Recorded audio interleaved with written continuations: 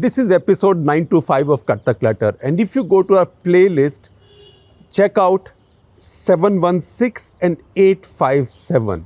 So 925, today's episode, is again picking up the theme that we addressed in these two, 716 and 857. That means the same theme being addressed thrice in less than a year. Now, why is that happening? It is not COVID, it is not China, it is not Pakistan, it's not Afghanistan, it's not Russia, it's not the Middle East, it's not national politics either. It's not the BJP, Congress, Samajwadi Party, TMC, nothing. So why are we addressing this theme three times in less than a year? And what is this theme? This theme is the India-China trade deficit. Now, you might say, oh, you are an Indian, so it's a sore point with all of us Indians. It is a sore point, but bad news doesn't go away because you don't look at it. You must look bad news in the eye. So the Chinese government or Chinese Trade Department, which releases figures on their trade with various countries, has just released their data. And that data tells us that in the calendar year 2021, India-China trade has topped upwards of $125 billion. That is the highest ever in our history. In fact, the Chinese government data, this is the Chinese General Administration of Customs of the People's Republic of China, or GACC as it's called. It's quite reliable.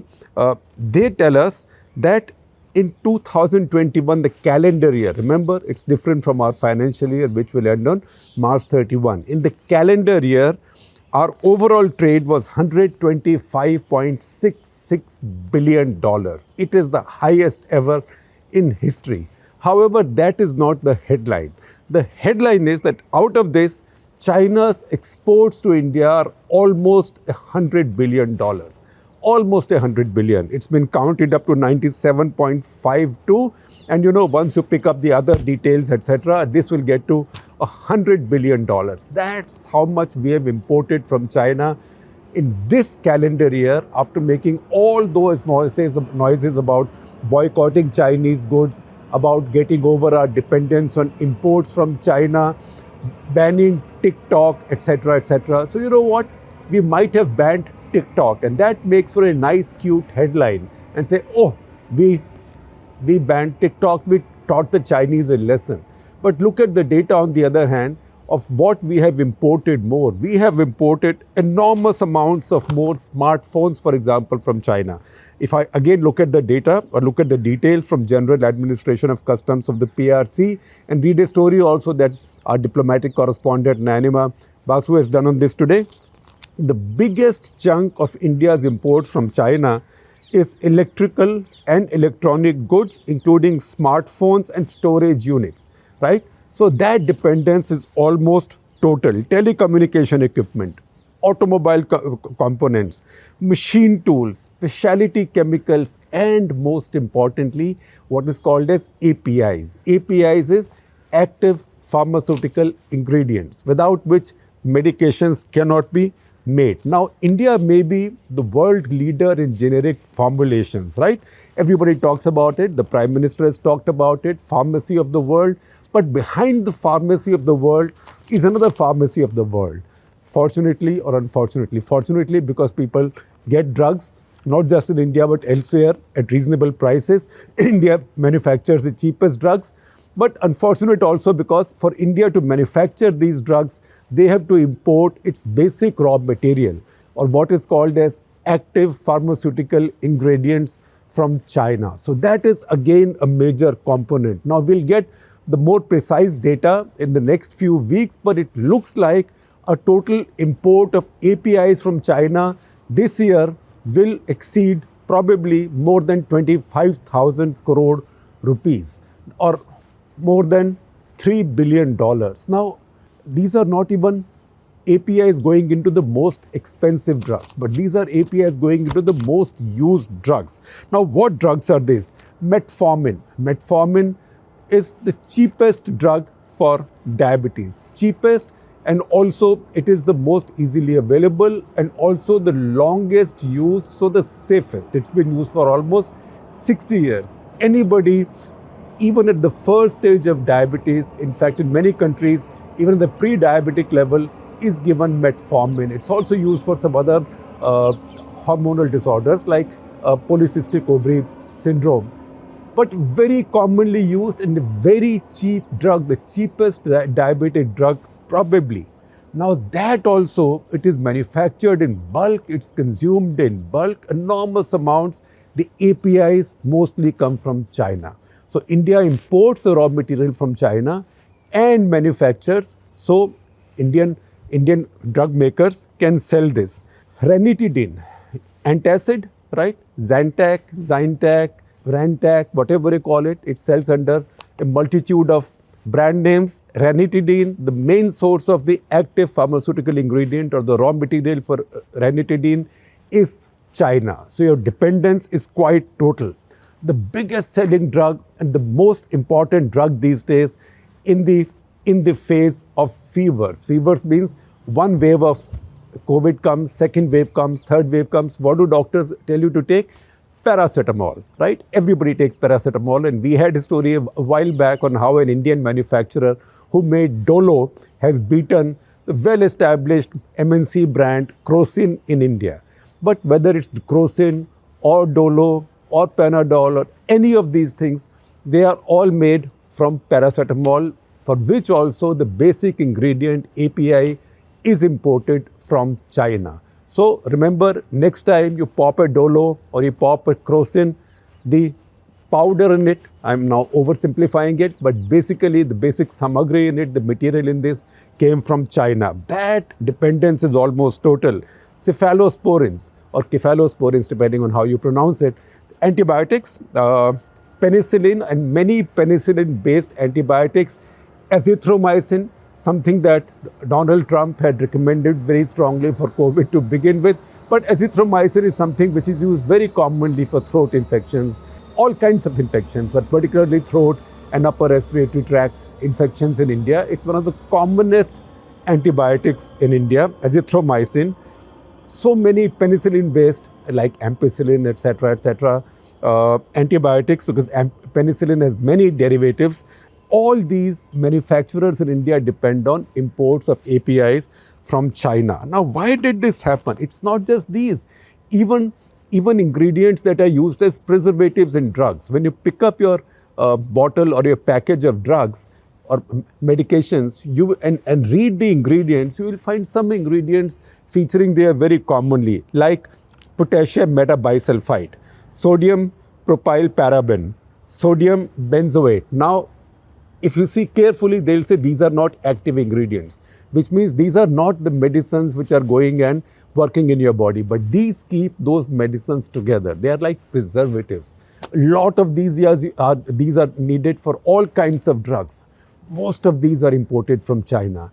Do you want to know the extent of India's dependence on China for APIs, active pharmaceutical ingredients? It's 70%, 70%. And in the case of many life-saving drugs, it's more than 90%. In fact, there was a story in Down to Earth saying precisely this. So this is where India's dependence has gone up. Now look at the balance of trade. These are not final figures. These figures will settle as we go ahead, and maybe there'll be a correction. I suspect in the same direction of a couple of $1 billion. But these provisional figures for 2021 tell you the total trade between India and China was $125.66 billion, of which 97.52 were India's imports from China, $28.14 billion were India's exports to China. Now, the good news is that this is the highest Indian exports to China. So that's good news. But look at the gap. Exports have gone up, but imports have gone up so much that the gap already is $69.38 billion, almost $70 billion. In fact, by the time the figures settle down, it will be $70 billion. Now, what does it compare with?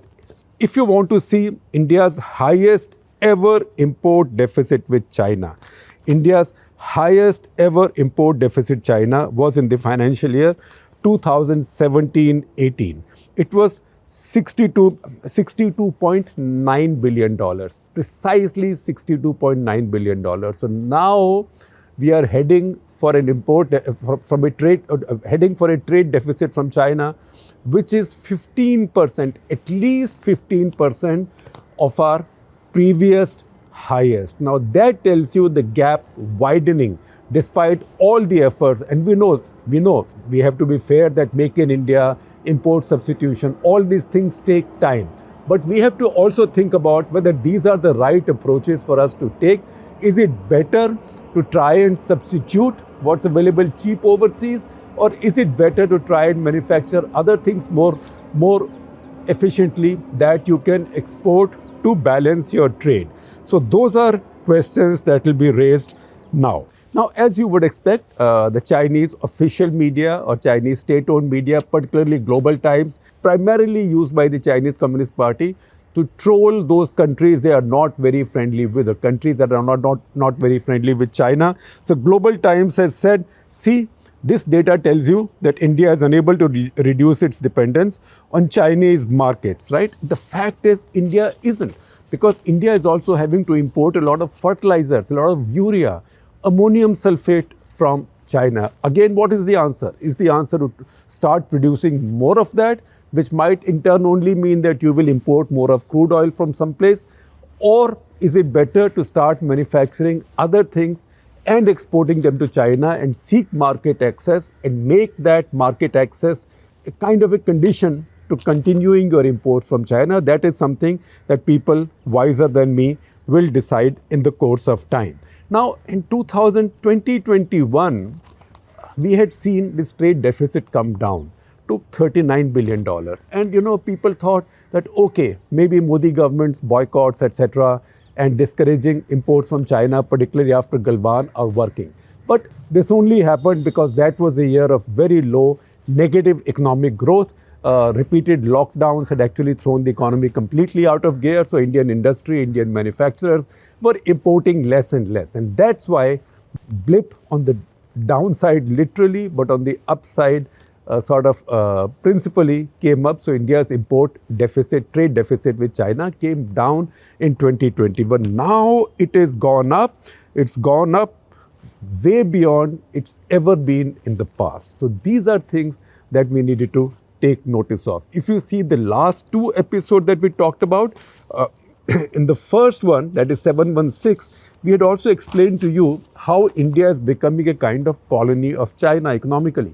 Because what is colonial rule? Basically, economically, colonial rule means when a colonial power buys raw goods, raw materials cheap from a colony, manufactures them, turns them into value-added products and sells them back at a high price to where they bought these raw materials from. Now, is that something that China is doing to us? China would buy iron ore for you but sell machinery to you.